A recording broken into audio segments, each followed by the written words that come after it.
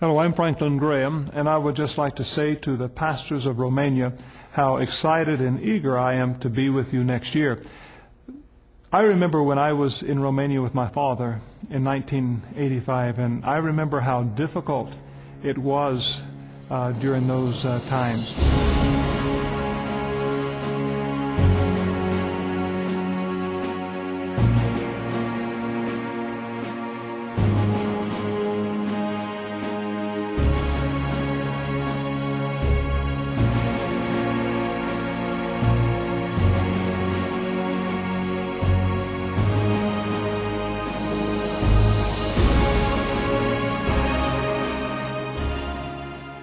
I believe my father's visit was very historic, and I believe God used that to touch the hearts and lives of many people. And we pray that as we come to Timișoara, that the crusade, God will use this to touch the hearts and lives of many Romanians, and that many people will come to know Jesus Christ as their Lord and Savior.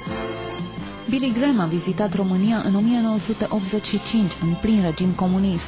Autoritățile de atunci au aprobat vizita lui, dorind să arate astfel că România respectă și chiar promovează libertatea religioasă. Pentru 11 zile, Billy Graham a străbătut România, a predicat Evanghelia în cele mai importante orașe din țară, în București, Sibiu, Oradea, Arad, Cluj-Napoca, Brașov, Timișoara. Billy Graham a vorbit cu îndrăzneală și putere despre importanța nașterii din nou și a unei relații personale cu Dumnezeu. A predicat în biserici evanghelice, catolice, ortodoxe, în mănăstiri și chiar în sinagogi. Sute de mii de oameni au ascultat mesajele și i-au umplut până la refuz clădirile în care era predicată vestea bună.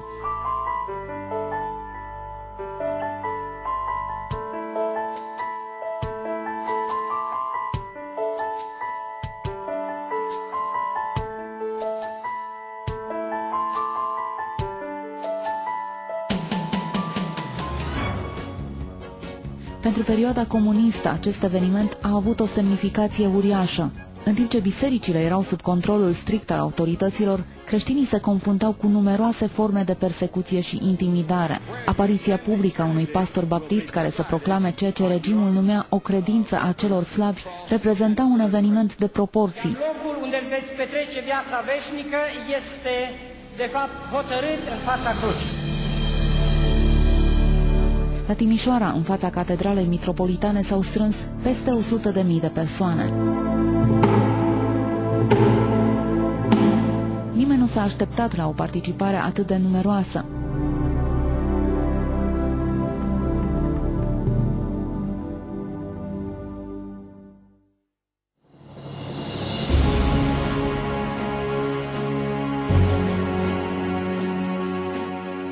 That Christ is proclaimed in the churches. Noi știm că Iisus Hristos este propovăduit în biserici. We know that Christ is proclaimed in the Bible. Noi știm că Hristos este propovăduit în Biblie. But do you know Christ for yourself? Însă întrebarea care se ridică este: îl trăiți pe Hristos în viața voastră? Have you turned to Him? V-ați întors spre El? Have you changed your way of life? V-ați schimbat modul de a trăi? And then by faith you must receive Him. Și apoi prin credință trebuie să îl acceptați.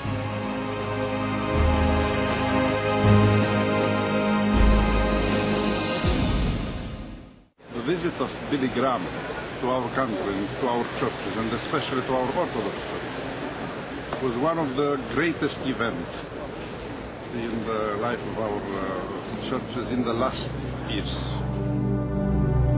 Now is the accepted time. Today is the day of salvation. Nu amâna, acum este ziua mântuirii, acum este timpul harului. Do you really know Christ? Cunoști cu adevărat tu pe Domnul Isus?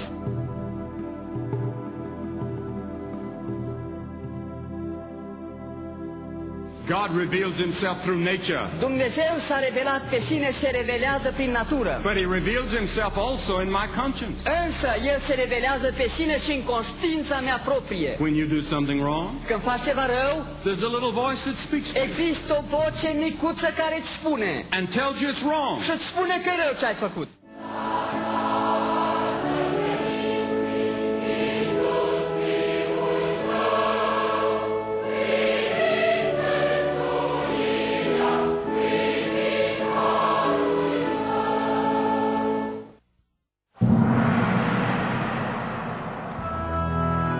Astăzi lucrurile s-au schimbat. Revoluția din 89, începută la Timișoara, a deschis adevărate oportunități la care nimeni nu a visat.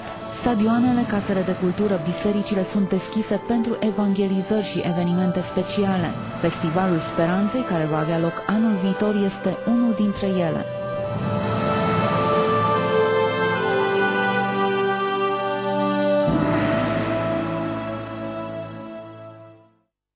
Poporul român a așteptat ca odată cu eliberarea de sub regimul comunist să fie liber și prosper. Din păcate, speranțele românilor au eșuat.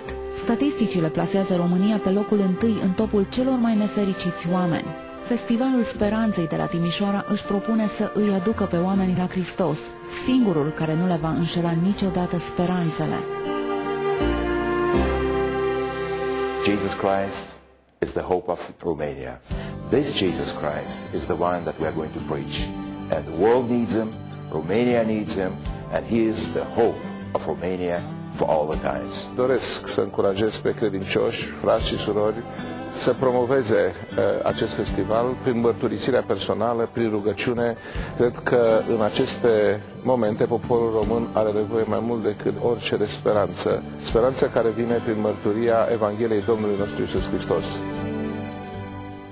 Împlinirea marii însărcinări pe care Domnul Iisus Hristos ne-a dat-o să ducem Evanghelia la orice făptură, avem ocazia și de data aceasta să o punem în practică. Aduceți cu voi pe toți cei ce au nevoie de cuvânt, de Dumnezeu și de viață. Evangelizarea este deopotrivă un stil de viață și un eveniment. În iulie 2008, la Timișoara va avea loc un eveniment evanghelistic de importanță extraordinară. Ești invitat să faci parte din acest mare eveniment evanghelistic prin rugăciune, prin participare și prin invitarea oamenilor care sunt încă neîmpăcați cu Dumnezeu. Vă chem și vă invit să luați parte la acest eveniment de suflet, așa după cum și Scriptura ne invită: vino și vezi, intrare gratuită, beneficii veșnice.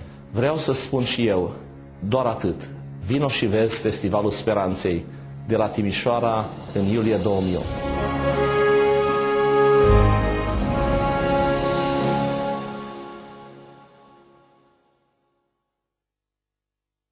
Festivalul Speranței cu Franklin Graham nu este doar un eveniment, este un proces care ne provoacă la un mod de viață evanghelistic pe fiecare dintre noi. Este un proces care ne provoacă la unitate între biserici. Haideți așadar împreună să ne pregătim să ducem Evanghelia românilor care nu-L cunosc pe Domnul Iisus Hristos. România au nevoie de o speranță vie în singurul Mântuitor, Domnul Iisus Hristos. Și încurajez pe frații și surorile în credința în Domnul Iisus Hristos să participe, să se implice și să facă tot ceea ce Dumnezeu le pune pe inimă. Festivalul Speranței va fi un eveniment frumos, cu implicații majore în viața societății românești și credem că va reprezenta acel eveniment care va aduce speranța nu doar în România, ci din România în întreaga Europa.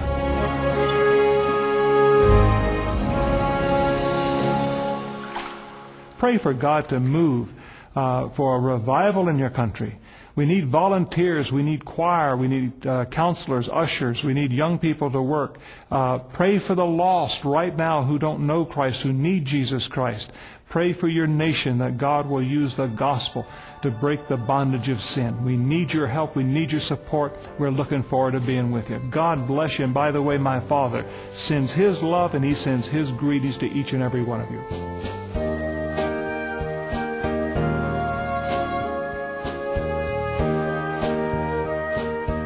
În perioada 4-6 iulie, pe stadionul Dan Păltinișanu din Timișoara, va avea loc Festivalul Speranței. Suntem chemați să aducem speranța celor din jur. Fiecare dintre noi poate fi o ușă spre cer.